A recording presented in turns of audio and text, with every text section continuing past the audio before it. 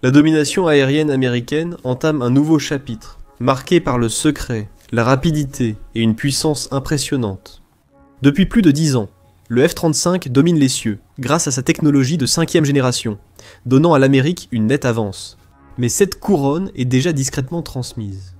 Alors que le monde débattait du coût de la puissance aérienne future, la prochaine génération volait déjà.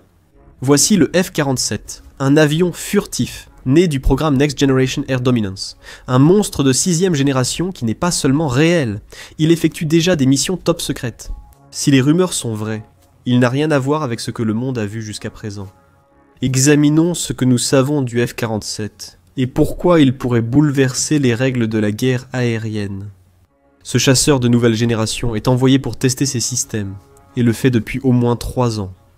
L'annonce a été faite par Donald Trump et le secrétaire à la défense Pete Hegseth. Boeing a surpassé Lockheed Martin pour décrocher le contrat de 20 milliards de dollars de production d'avions pour l'armée américaine et ses alliés.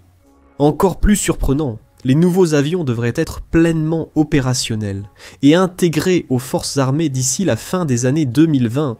Alors, examinons tout ce que nous savons jusqu'à présent sur le F-47. Comment il se compare aux avions de la génération actuelle, et ce que cela signifie pour l'avenir de la guerre.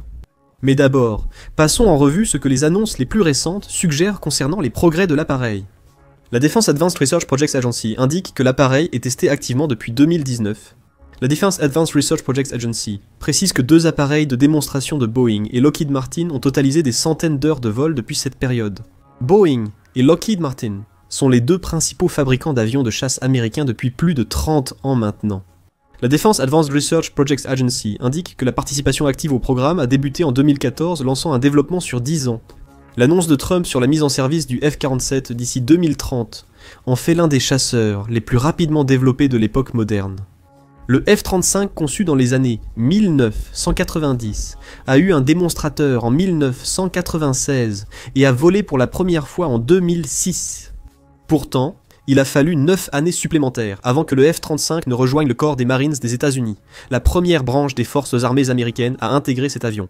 Comparer les 2 chronologies montre que le F-47 pourrait être développé bien plus rapidement que les anciens chasseurs. Cela pourrait surtout s'expliquer par la nécessité de défense plus moderne, notamment après l'essor de la surveillance spatiale et de la force spatiale américaine.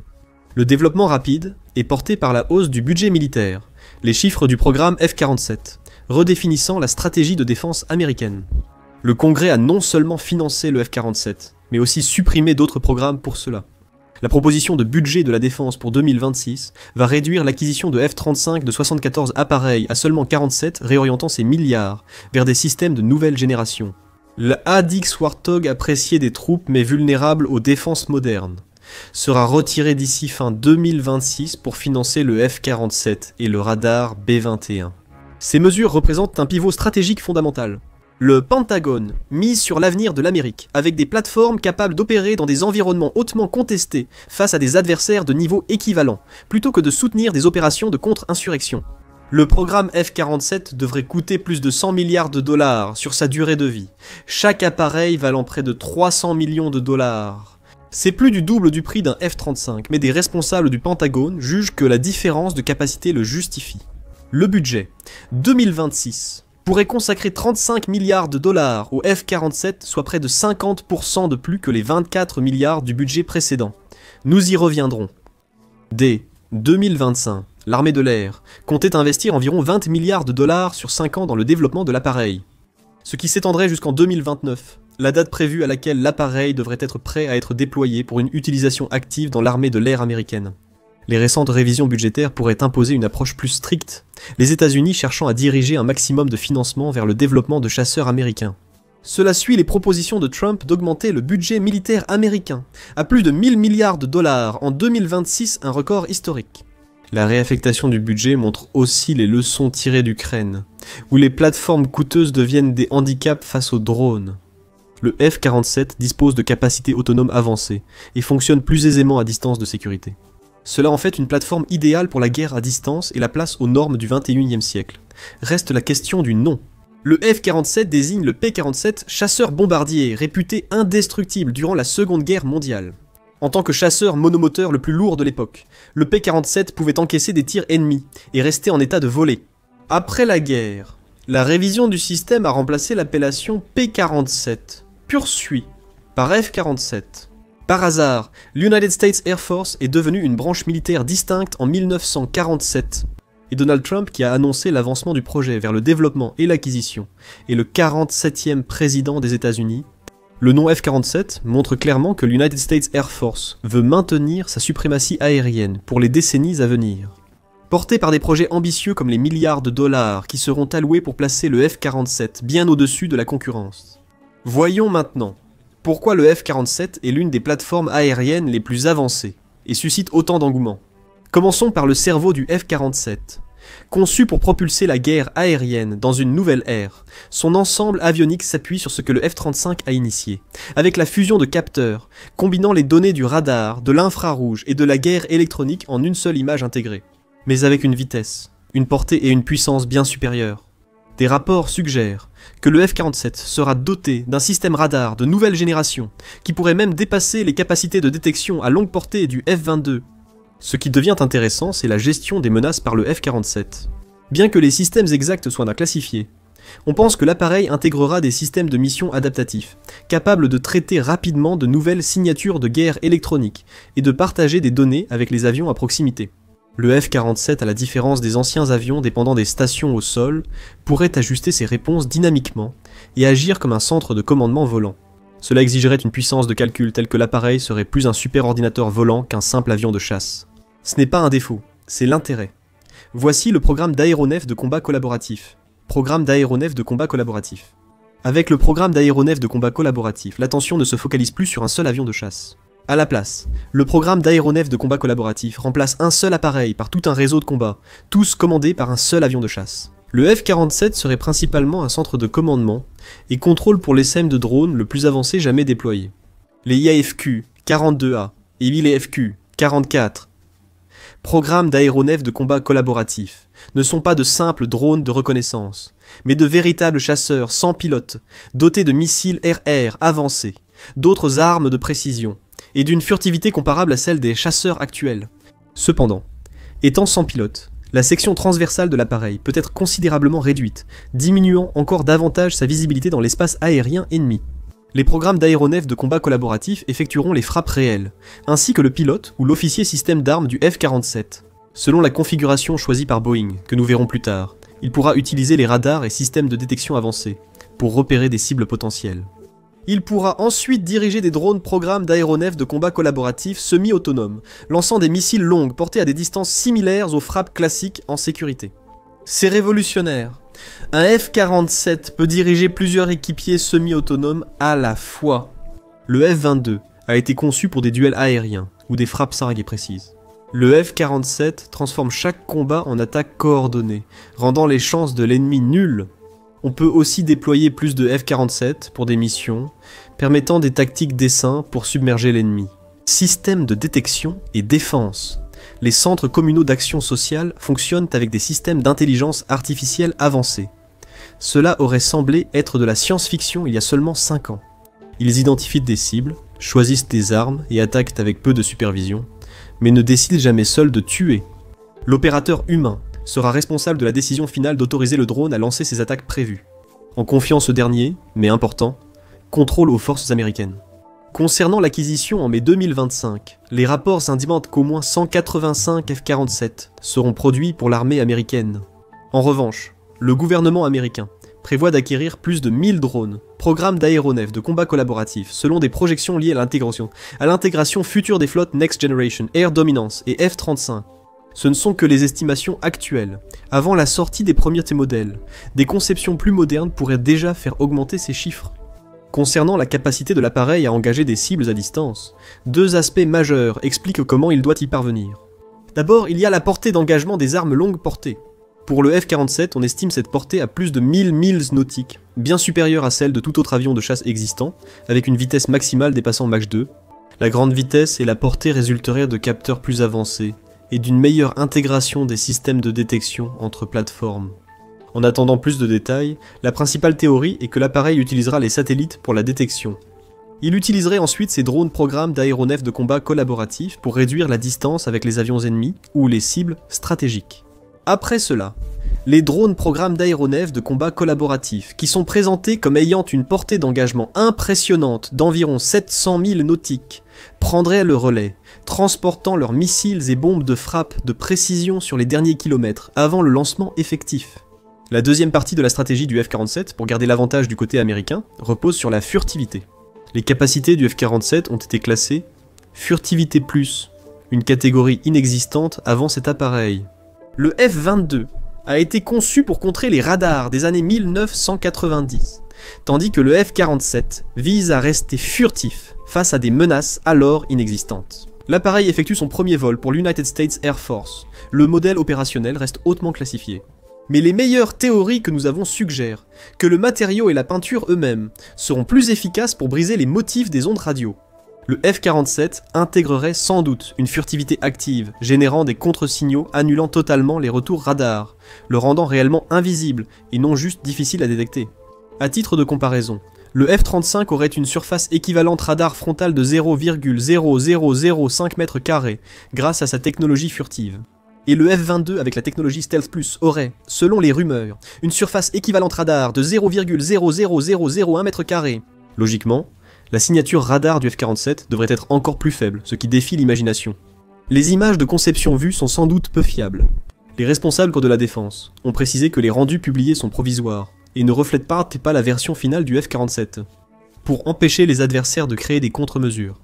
La Chine et la Russie examinent sûrement chaque image, dont le Pentagone publie sans doute des informations choisies pour tromper sur l'apparence réelle de l'appareil. La configuration à L-delta sans empennage, visible sur les images satellites, est seulement l'une des options possibles. Pour référence, la première image suggérait un appareil avec une conception d'aile canard. Les rendus du Next Generation Air Dominance de Boeing présentent une aile delta épurée, sans canard. Boeing emploierait des outils informatiques avancés pour tester numériquement des concepts d'avions avant le prototypage physique. Cela signifie que le F-47 de production finale pourrait avoir une apparence complètement différente de celle de l'avion d'essai, selon le rôle qui lui est destiné.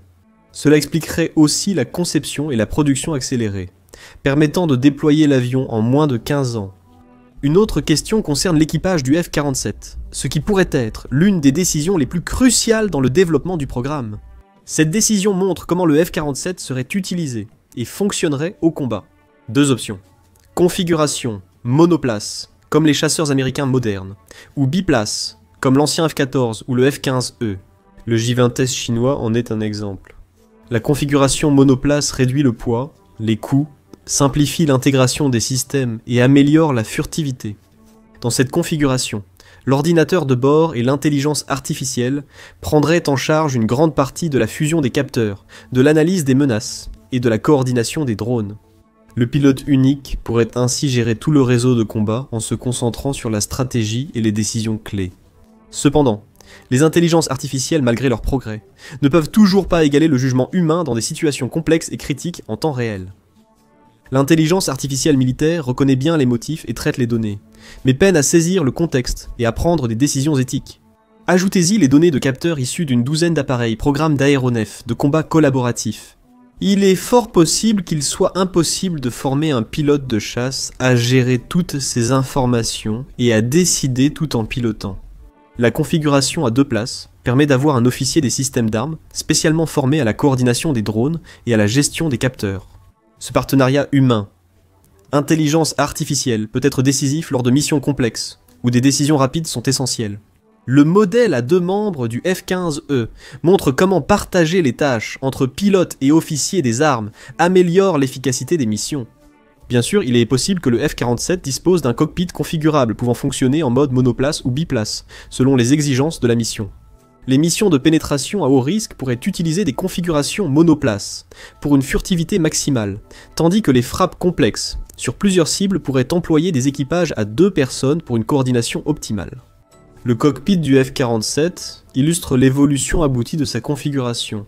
Cette évolution a débuté avec les commandes main sur manette et manche du F-16, puis les écrans intégrés du F-22 et l'affichage casque du F-35. Le F-16 nécessitait de regarder les instruments, tandis que les F-22 et F-35 affichent les infos clés devant les yeux via des casques et affichage tête haute. Le F-47 portera probablement ce concept à un niveau futuriste grâce à la réalité augmentée. Les pilotes du F-47 verront des projections affichant les infos tactiques directement devant eux, sans écran ni casque. Imaginez les avions ennemis en rouge, les alliés en bleu, et les vecteurs d'attaque tracés par des lignes lumineuses dans l'espace 3D.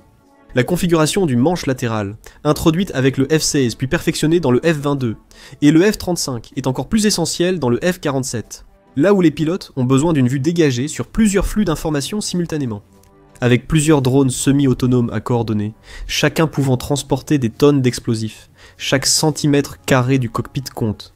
Cette intégration et communication entre le F-47 et ses drones reflète toute la philosophie de conception de l'appareil. Le F-47 n'existe pas seul. Cela s'inscrit dans une série de transformations militaires, initiées après la guerre froide, pour renforcer la projection de puissance des États-Unis. À une époque où la Chine a fait un bond en avant dans sa propre maîtrise technologique, ce changement stratégique devient évident lorsqu'on examine les évolutions parallèles dans chaque domaine militaire. Le bombardier B-21 Raider offre des capacités de frappe de précision à longue portée qui peuvent atteindre n'importe quelle cible sur Terre depuis des bases sécurisées situées aux États-Unis continentaux. La nouvelle génération de bombes peut détruire des installations souterraines inaccessibles aux anciennes armes. La force spatiale américaine déploie des réseaux de satellites pour une couverture mondiale en communication et surveillance. Même le corps des Marines subit une transformation radicale, passant de capacités d'assaut lourdes à des opérations réparties sur des milliers d'îles du Pacifique. Cette stratégie de saut d'île privilégie les frappes de précision à longue portée et le partage du renseignement avec la marine et l'armée de l'air américaine, au lieu de grandes invasions amphibies. Le F-47 combine ses capacités grâce à son autonomie et son vol stationnaire inédit. Avec sa portée de 1000 milles nautiques, il agit depuis des bases sûres, tout en projetant sa puissance en territoire contesté.